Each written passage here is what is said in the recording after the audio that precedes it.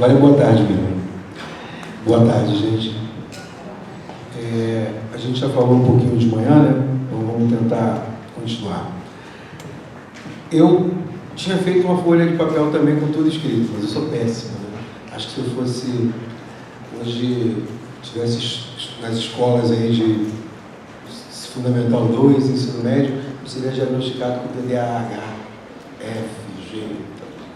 Mas porque muitas coisas passam pela minha cabeça e eu preciso de muitas coisas para poder articular bem o que eu penso.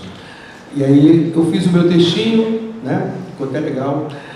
Mas de ontem para hoje, a experiência que a gente está vivendo mudou meu texto todo, então não vale mais. Muitas coisas foram ditas que eu ia dizer, muitas coisas foram colocadas e foram esclarecidas, então eu achei mais conveniente a gente falar da experiência mesmo.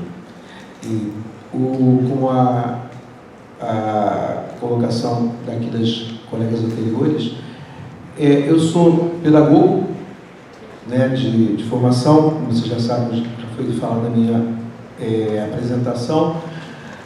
Faço psicologia aqui na UERJ no último ano, só falta agora para a minha monografia. Faço parte do grupo de pesquisa da ANA, junto com os colegas e companheiros.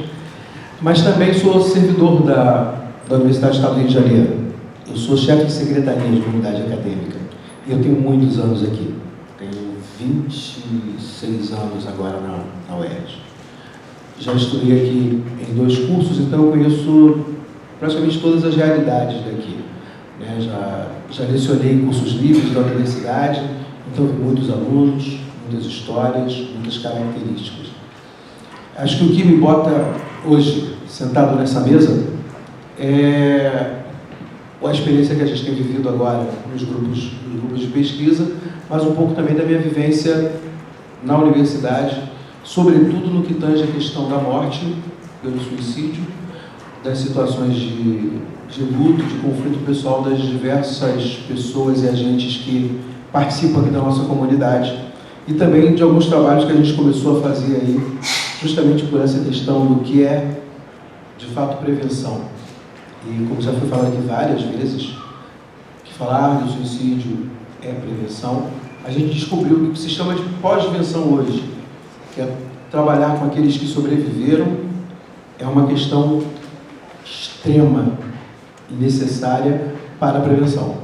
Porque assim você dá instrumentos à comunidade, instrumentos à sociedade para entender melhor isso, como a gente está vendo falar aqui, como a Márcia falou, né, acaba surgindo uma militância que é necessária para que a gente se conscientize do tamanho que isso é. Na perspectiva que a gente usa em fenomenologia existencial, o que a gente tenta é tirar o sujeito, o nosso cliente, o nosso paciente, como vocês preferirem chamar, daquele estado em que ele só vê uma condição. E eu lembro de um amigo meu, quando eu estava explicando para ele que, para mim, e diante de tudo que a gente tem estudado também, a questão do suicídio é uma possibilidade aberta para qualquer pessoa. Até porque eu sempre achei muito estranho a gente não parar para pensar que a primeira coisa, quando a gente descobre que está vivo, é descobrir logo em seguida que uma hora você vai estar morto. E até porque nossas mães nos ensinam a fazer isso, né? É um raciocínio que quem é mãe aí, eu sou pai de 2, e já vi isso, né? E fiz isso várias vezes também, porque a sua mãe é pai também, né? A gente sempre, quando vai tomar cuidado com os nossos filhos, e o meu filho, pobrezinho, já ouvi isso demais, que eu falava para ele assim, tem que andar do meu lado. Se você não quer me dar a mão, pelo menos do meu lado você tem que andar, você não pode se afastar de mim, porque senão pode passar um carro e te pegar. E eu estou falando para ele o quê? Que ele vai morrer. E a gente faz isso direto, a gente fala toda hora. E o meu já perguntou, mas o carro me pegar, e aí? Eu falei, tu morre. Entendeu? Eu estava com 2 anos e pouco de idade. E a gente fala, então a morte é uma realidade. E a morte do suicídio é uma realidade também. Você abrir mão da perspectiva de estar vivo é uma das possibilidades que você tem. E os meus amigos perguntam, mas pô, como é que você trabalha com isso então no consultório? Como é que você vai fazer? Como é que você vai pensar isso? Como é que você pensa? Eu falo, eu gosto muito o pessoal do grupo sabe, eu gosto de analogias, eu gosto de metáfora, eu gosto de tentar fazer a coisa ficar mais fácil. E o programa que a gente tem na rádio é um pouco isso, né? De tentar fazer a ciência conhecimento científico fica mais fácil, fica mais fluido. Eu virei para o meu amigo e falei assim, não é simples, cara, pensa assim, quer morrer? Tudo bem, o problema é teu, né? Mas o que a gente espera no consultório é que, além dessa única possibilidade que você viu, a gente consiga fazer você, pelo menos, abrir a mão. E já vai ser uma grande coisa, e já é uma perspectiva ótima, terapeuticamente falando, né? Sobretudo na fenomenologia existencial. O que acontece com a gente? Eu queria avançar com vocês nisso. O incômodo da morte, óbvio, né? Ele está muito mais ligado ao que vocês viram aí no livro que ficou famoso, no filme também, nos danados dos porquês. Por que aconteceu? Né? Por quê? Mas por que o fulano fez isso? Quando o fulano deixa uma carta, ele pelo menos sabe o porquê. Né? Você vai ficar angustiado, triste, sabe e tal, mas tem uma carta lá. Mas quando o fulano não deixa nada, ficam só os porquês. Esse acontecimento, esse fenômeno que a gente encara, que é o da morte voluntária, ele muitas vezes deixa na nossa cabeça as dúvidas se a gente tem culpa ou não. A gente falou bastante disso já. Né? Eu sou culpado, eu sou culpado. O contexto que a gente vivencia aqui na Universidade Estadual do Rio de Janeiro, né? Em que, por ser um prédio alto, com muitos vãos, né? E algumas pessoas costumam dizer que é porque ele é cinza, tem uma penada, uma série de justificativas terríveis, né? Mas, na verdade, ele é alto. E basta você andar pelo Rio de Janeiro para descobrir que poucos prédios altos, da altura que esse prédio tem a facilidade que ele oferece de você pular de vários pontos diferentes. Se você faz no edifício, a vida é central. Conhece? Todas as janelas estão... Isso. Você tem que pedir licença para alguém para entrar na sala dele e falar assim, licença, viu? Eu posso entrar na sua sala, eu quero me matar? Porque a sua janela, para chegar na sua janela não dá. Já está fechado. Sim, já está. A maioria das unidades, das salas, as janelas são blindadas. Isso. A justificativa é que ele é muito antigo, temos trocarem verdadeiramente. Isso. Claro, e vários prédios são assim. Mas a UERJ, por causa do contexto arquitetônico, né, no qual ela foi montado, não oferece esse agente dificultador, e por isso vocês estão vendo aí agora as redes. Né? Porque a gente sabe aí, estudando a psicologia, que o ser humano é também dado muitas vezes ao impulso. E existem estudos que dizem que a juventude, a adolescência, é justamente a época dos impulsos. Né? E se como eu disse inicialmente, você pode pensar em suicídio, né, ou pensar em morte voluntária a qualquer momento da tua vida, a consideração de passar numa rampa dessa, em vão aberto, é um atrativo complexo. Né? Então aqui a gente teve que trabalhar essas questões, conversar sobre essas questões a partir do crescimento do suicídio. Eu participei das primeiras reuniões que aconteceram aqui, acho que foi em torno de 2004, 2005, com a professora Cristina Maiori. Porque assim que ela virou vice-reitora, né, na segunda semana, se eu não me engano, um jovem se jogou do 6º andar. Não se jogou do 11º, não se jogou do 12º, nem do 10º, o que é o mais comum, né? Ele se jogou do 6º. Ela estava na casa e, como o rapaz se jogou do 6º, ele não morreu imediatamente. Ele ficou, assim, as pessoas diriam estribuchando, alguma coisa assim. E chamaram, né, a segurança e tal, e aí foram comunicar, porque ela era a liderança na casa naquele momento, e ela chegou, e ela é médica. E vocês sabem que a determinação médica é intervir nas questões de ameaça à vida, seja ela promovida pelo próprio ser humano ou por outro ser humano. Se você leva um tiro, o pessoal do médico tenta salvar a tua vida. Se você dá um tiro em você, o médico tenta exatamente a mesma coisa, salvar a sua vida. E ela ficou desesperada no dia quando ela chegou perto do corpo e descobriu. E o segurança virou para ela e falou assim: professora, isso é normal, acontece aqui toda hora. Esse rapaz, inclusive, esse ano é o 8º. Ela ficou chocada. Todas as lideranças que ela conhecia, todo mundo que ela podia fazer contato, ela chamou para conversar, porque ela queria colocar grade na UERJ inteira, em todas as janelas, travar tudo, colocar grade em tudo, porque ela percebeu o risco que era e percebeu o que acontecia e ninguém sabia, que é aquilo que a gente tinha falado de manhã, sobre as questões de não publicizar, não falar, e etc, etc, etc. Mas isso é o começo da história, e essa história dela deu origem a esse núcleo da Universidade do Estado do Rio de Janeiro. Ela criou um projeto, né, e dentro desse projeto vários outros projetos que abarcam uma série de ações de valorização da vida, né, de lutar pela perspectiva de vida, de manter o sujeito vivo, o indivíduo vivo. E ela fez várias, e fizeram esses folhetinhos, né, que são entregues pelo Grupo ESG pela Vida, do qual agora a professora Feijó é coordenadora, e o NASCE. Virou um programa. Isso, um guarda-chuva, né, que tem vários projetos. E o NASCE, que também é um dos projetos que agora está pelo Núcleo de Assistência ao Estudante, que agora está sob a direção da SR1, que é a sua reitoria de graduação. Por quê? Porque, obviamente, nós percebemos, né, e por isso estamos envolvidos nisso de muitas maneiras, que a pós-venção, falar do suicídio é realmente muito importante, é realmente muito necessário. E como falou muito bem a Elaine, quando você pensa que atingir de maneira terapêutica, de maneira proativa, o grupo que está enlutado, isso faz muita diferença. E aí eu quero passar a contar 2 relatos, né, de experiências que a gente teve nesse contexto. No Instituto de Letras, que é onde eu trabalho, a gente teve a infelicidade de ter 2 alunas que cometeram suicídio aqui. No ano retrasado, né, a gente teve uma, e o relato para essa história é mais ou menos assim. Era uma noite comum, como todas as outras.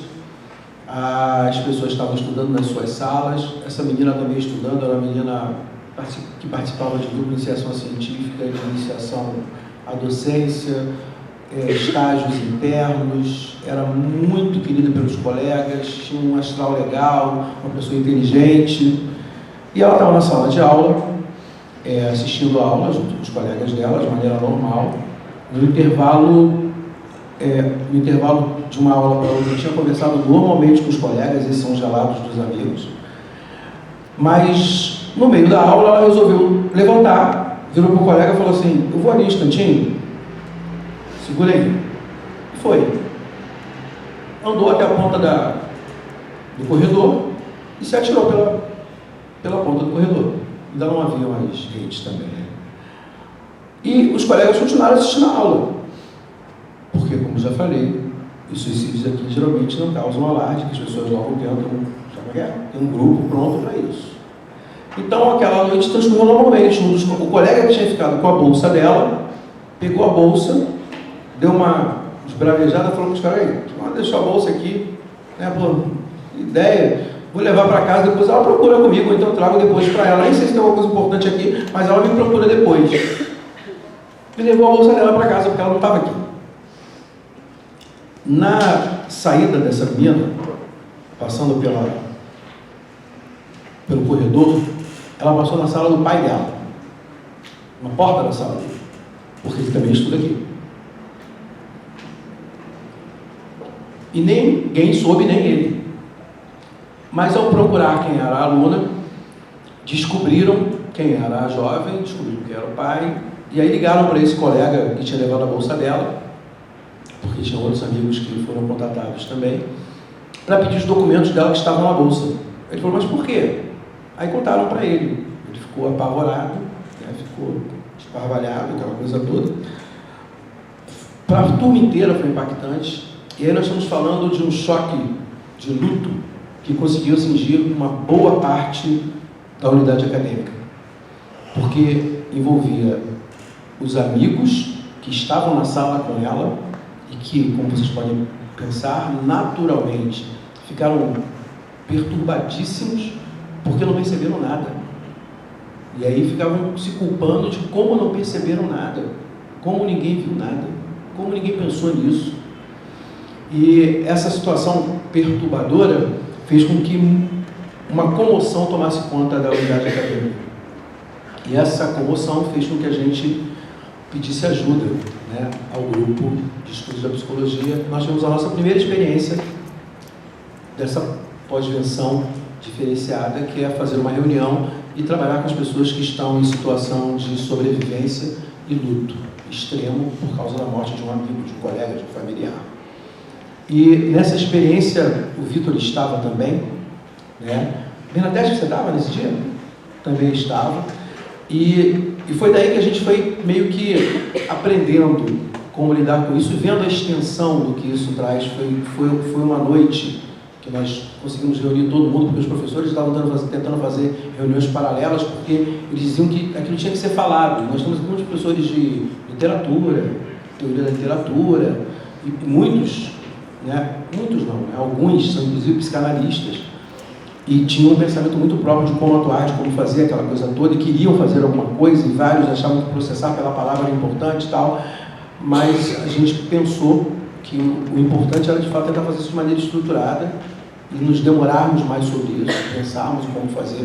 E foi assim feita a primeira intervenção nesse sentido. Todos que se sentiam de alguma maneira impactados com isso, foram para uma sala, né? A gente criou um espaço, uma sala de recurso, para todo mundo conversar e falar o que sentia. Foi uma experiência extrema e enriquecedora, com os alunos e com várias pessoas que já são pessoas adultas, algumas formadas e agora fazendo o segundo curso. Então nós tivemos muitos discursos no mesmo dia, um processo catártico, como foi dito aqui, uma catarse considerável, mas foi necessário justamente o que a Elaine colocou, que tivéssemos profissionais suficientes dentro do mesmo ambiente para que pudessem processar essas mobilizações internas da pessoa, né? As mobilizações daquele momento, daquela vivência, daquela experiência. Está vendo o númerozinho? 10 minutos, gente. Então, a gente, a partir daí, começou a pensar mais em estudar, nos debruçar sobre isso, porque, além dos porquês aconteceu, existe o como é que fica agora, né? E o como é que fica agora eu acho que é bastante importante para que a gente possa explicar para as pessoas o que é de fato importante para que essas pessoas possam se... A gente poderia dizer ampliar as suas perspectivas, ampliar a sua visão do que seria a sua existência. Então esse foi um caso, a gente nesse dia ficou até muito tarde ali, né? Nós tivemos que separar pessoas, algumas pessoas foram com a Bernadette, outras pessoas foram com o Vitor, e foram separando por grupos. Algumas pessoas ficaram com a gente na sala, porque estava eu, estava a Ana, né? e o Ian também estava, se não me engano. A gente tinha um grupo ainda lá para conversar e sustentamos aquela situação, permitimos a fala. Aquilo de fato depois reverberou pelo Instituto e as situações foram meio que se diluindo, a coisa foi acontecendo. Uma segunda experiência que a gente teve foi um convite que foi feito a nós para ir a uma escola em Niterói, uma escola de ensino médio, liceu em Niterói, porque os alunos também estavam mobilizados por duas questões, né? A questão dos jovens, né, e dos adolescentes que estavam passando por bullying e com algumas ideações suicidas, ou então com questões que apontavam para uma depressão por causa disso. E eles tinham também eventos de colegas que tinham suicidado, não na escola, mas colegas da escola que tinham se suicidado. E isso tinha trazido para eles uma consternação, uma potência que aparecia ali, que deixava eles incomodados, e eles estavam falando bastante disso. Aí uma das professoras a professora de Sociologia, resolveu fazer alguma coisa, e nessa de fazer alguma coisa, de atuar de alguma maneira, ela buscou ajuda e a gente fez uma roda de conversa. né, junto com esses adolescentes. Eram 3 turmas diferentes e nós fizemos um momento em cada turma, com a duração mais ou menos de 1 hora, justamente trazendo incômodo. Aí fomos, vamos lá, quem foi mesmo? Breno, Jai, Vitor, Renata, foi o grupo de pesquisa, né? Alguns estão aqui. Então a gente viveu ali um momento também bastante interessante para a gente poder entender como essas questões podem, no silêncio, continuar criando efeitos, né? Como aquela coisa da soda cáustica que você deixa dentro de uma encostada na tua pele, em vez de você limpar, tu vai deixando aquilo lá e aquilo vai continuar te queimando, continua agindo, atuando, até fazer uma ferida. Então a gente pôde perceber isso no contato com aqueles adolescentes ali. A gente, durante os 3 encontros, né, porque acabaram sendo 3 encontros, a gente teve muitas manifestações. Né? No começo eles começaram tímidos para tentar entender aquela situação, porque nós fizemos uma roda, né? Era realmente uma roda de conversa, a gente expôs claramente qual era a nossa postura ali, o nosso pensamento, a nossa posição ali, e para que estávamos ali, abrimos um momento de escuta para eles, que foi extremamente terapêutico e muito rico, tanto para nós quanto para eles, porque depois eles se manifestaram por escrito dizendo o quanto tinha sido importante, vários deles escreveram, e a professora até encaminhou para a gente os relatos deles sobre o que tinha sido aquela experiência. E dessas experiências eles diziam que 2 coisas tinham sido importantes para eles. Primeiro, descobrir que falar disso era muito importante. Mas, acima disso, que falar disso era possível. Porque eles nunca imaginavam que fosse falar disso na escola. E aí pessoas que estavam vivendo isso, que tinham tentado suicídio, meninas que tinham tentado suicídio, falaram sobre isso. E falaram pela primeira vez, e outros colegas não sabiam, não conheciam as histórias. Então, a gente percebe que, a partir do que a gente tem estudado e experienciado, né, vivenciado, a gente descobre não só mais, né, nos estudos que a gente faz, nos artigos que a gente lê, nas literaturas que a gente debruça para poder encontrar sentido no que a gente pensa, mas na própria experiência empírica, que se mostrou extremamente enriquecedora do papel dessa academia para poder trazer soluções, né? E não soluções para que a gente possa simplesmente evitar que suicídios aconteçam, mas para que a gente possa trabalhar com o luto dessas pessoas e com o caráter que muitas vezes para ela é determinante para a vida, se não for processado da maneira correta, para que ela possa reposicionar a sua existência, o seu contexto, a sua forma de pensar, né? Todos nós que somos terapeutas e que fazemos 1, 2, 3, 4, 5, 6, 7 sessões, 8, 12, 22, para poder tentar processar isso, acabamos percebendo que o grupo e que as impressões de vivência do coletivo fazem muita diferença. E eu quero fechar falando de uma experiência também que aconteceu conosco, porque essa coisa de estar vivendo isso aqui na universidade, obviamente, mobilizou muita gente. A gente falou de manhã sobre afetar-se, né? E esse afeto criou várias novas condições para o funcionamento, como é o caso do UERJ pela Vida, do Núcleo de Assistência ao Estudante, né? E aqui no nosso Instituto de Letras, foi pensado em fazer algum lugar para que possibilitasse às pessoas momentos de alívio nessa estrutura da universidade, que às vezes é tão fria para nós, né?